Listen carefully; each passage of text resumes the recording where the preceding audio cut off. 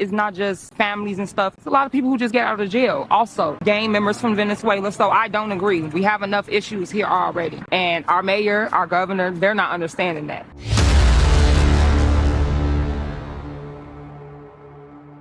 Welcome back to the DeVory Darkins Show. And in this video, we're going to be talking about black people who live in Chicago, who've had it up to here. They are now calling out the Democratic Party, and they are upset at the DNC and how they've been handling this entire situation. Now, this actually contributes to a larger issue that Kamala Harris and her campaign has, and that is that they're not getting the same support when it comes to black voters that Barack Obama did. And why is this an issue? Is because if you're not getting at least 80 to 90% of the black vote, it actually becomes a detriment to your campaign when you're trying to become the next president of the United States. So before we actually get into the videos, let's look at some numbers to support what I'm trying to say in this video, okay? Here's the first fact. Former President Barack Obama received 93% of the black vote when he won in 2012.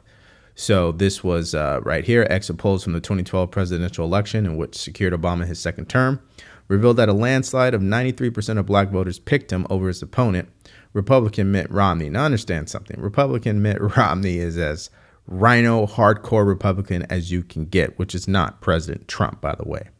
That's the first number I wanted to bring to your attention.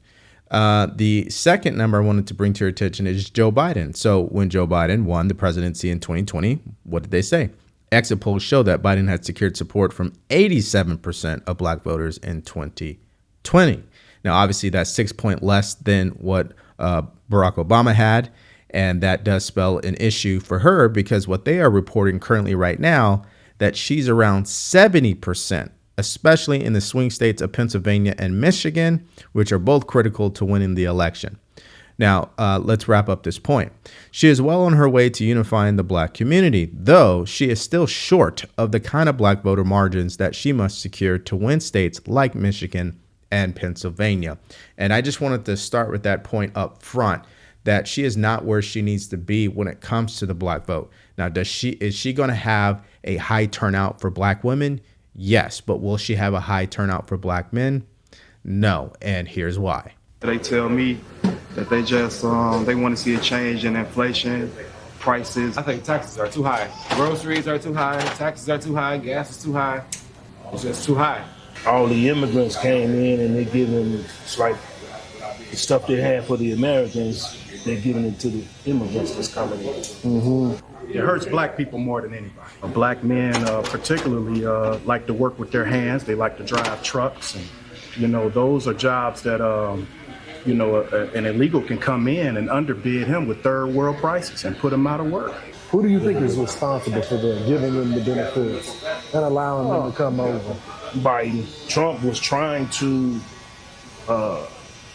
keep them out, so to speak, as much as he could, but Biden just let the gate open. You heard that, right?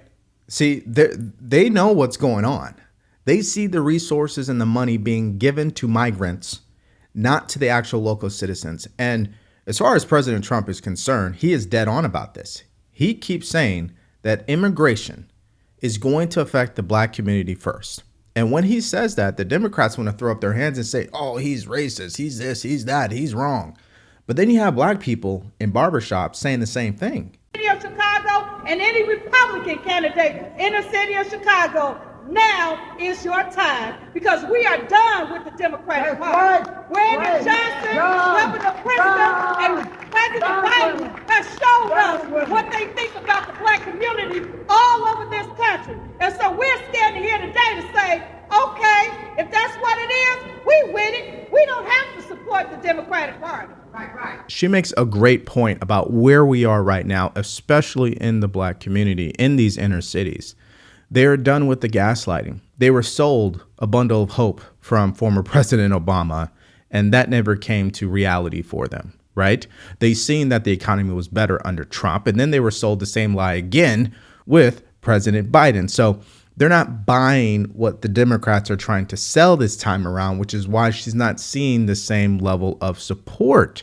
If we're going to be helping others, we also have to make sure the citizens of the city are, in a better position than they were in past years. They were sleeping in front of the police station, you know, and come on, the police station is like where you go to get protected, and all these people are like just there, and it was always dirty. It's not just families and stuff. It's a lot of people who just get out of jail. Also, gang members from Venezuela. So I don't agree. We have enough issues here already.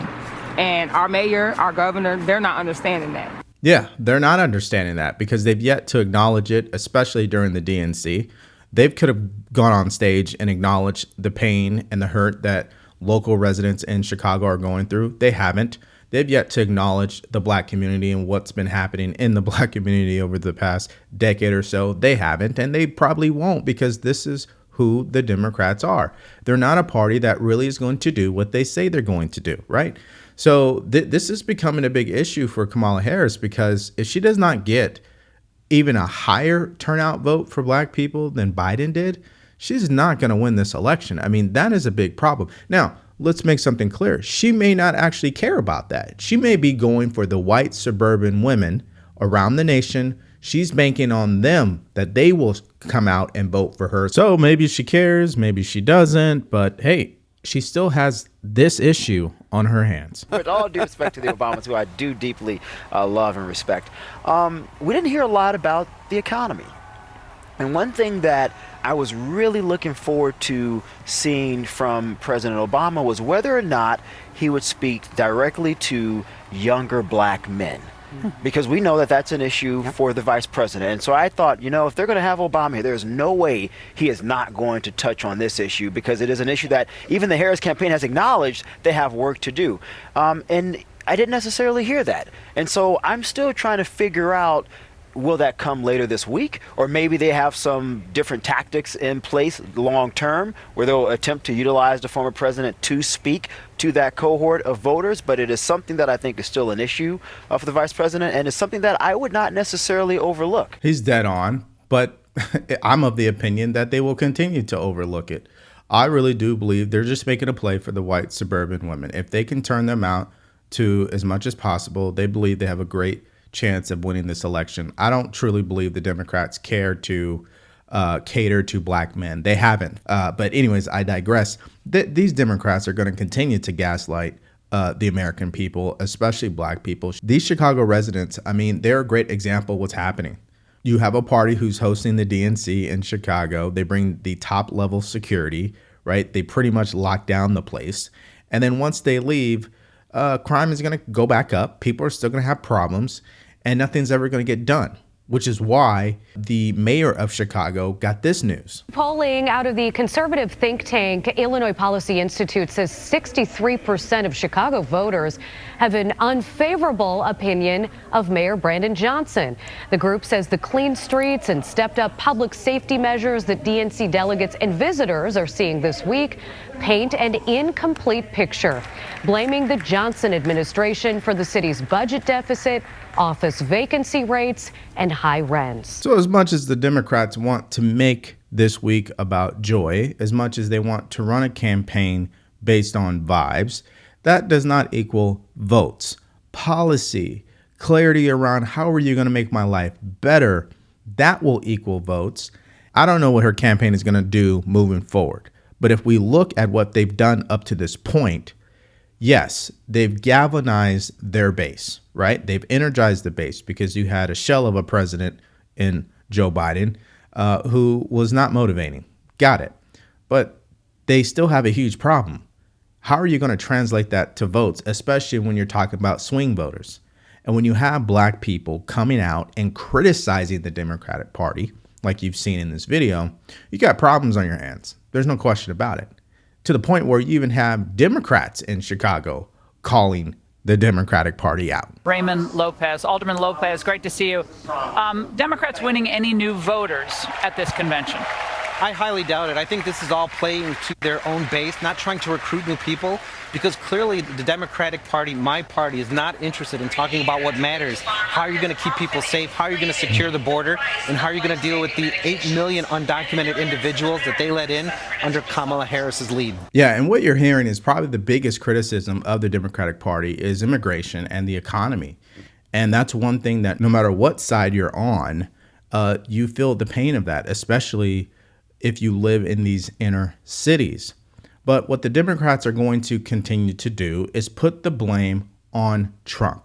And the way they're going about doing that, which black people are not going to buy, by the way, is using personal attacks. They're trying to do whatever they can to diminish him, but they still have a problem on their hands. He's talking about, listen, completely paint Donald Trump the way you want to paint him. The fact of the matter is, after 32 flawless days of campaigning, he's still ahead or tied with this campaign in this building, right? So, you know, I heard President Obama say, look, this guy takes a punch and he gets back up, so we're going to be prepared to fight. And he's like, hope is just around the corner. Apparently he hadn't seen the jobs numbers for today. 818,000 jobs less, revised downward for the first time since 2000, biggest revision downward since 2009.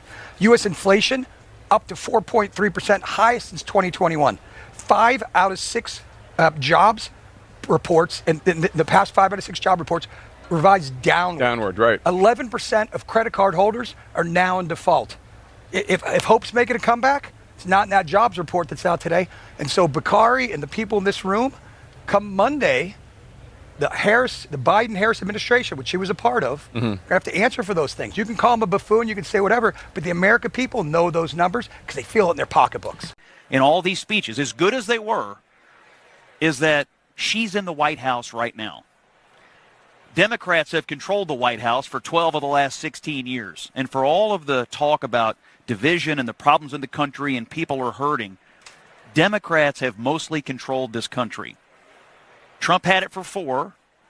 The Obamas and Biden had it for the rest of the time. And somehow, it's still all Trump's fault, and somehow she hasn't been at the center of it. So to me, that's still the glaring hole in this campaign that hasn't yet been solved at the convention.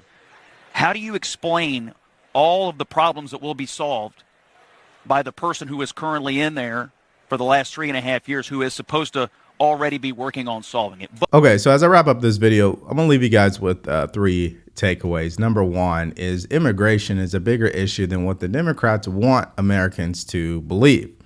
And the people who are feeling it the most are black people who live in these inner cities, because they are seeing a person like Mayor Eric Adams or Mayor Brandon Johnson diverting billions of dollars to these migrants. I live in California, and I just heard today that California is trying to pass a law where these migrants can purchase a home with 0 money down and at a 0% interest rate. These are the type of policies that the Democrats are running on, and people need to wake up. That's why I don't think she's going to get the same support when it comes to the overall black vote that Biden or President Obama had received. Takeaway number 2 is, you know, the economy is still going to be an issue. Just because they keep saying inflation has come down, the prices have not come down. And so the Democrats are going to continue to try to gaslight this. And these individuals in these cities, they're not going to buy it, because at the end of the day, you can't just say, I'm going to bring the prices down. You need to explain how you're going to do that. And she has yet to do that. And I don't think she will. Takeaway 3 is what I said earlier in the video. The Democrats are running a vibes campaign, okay? It's all about personality when it comes to them, not policy, because they have no policies to run on. The Trump campaign, all he has to do is run on policies. If he could just go to these inner cities and tell people, listen, I hear you. I see that you're struggling. This is why I want to close the border. This is why I want to fix inflation. I've done it before. Remember 4 years ago? You know, if that's his messaging, he's going to do just fine. And I believe it's going to be a shocker for the Democrats, because this will backfire on them. This just professional level of gaslighting and acting like they bear no responsibility in what's happened over the last 3.5 years. And I don't believe it's going to work for them. So that's my mindset. What about you? What do you guys think about what black people are saying in Chicago about the Democratic Party? I want to hear what your thoughts are and more in the comments section below. Thank you for checking out the video today. Make sure you like, share, and subscribe to the channel. Stay grateful, stay focused, and stay true. Peace.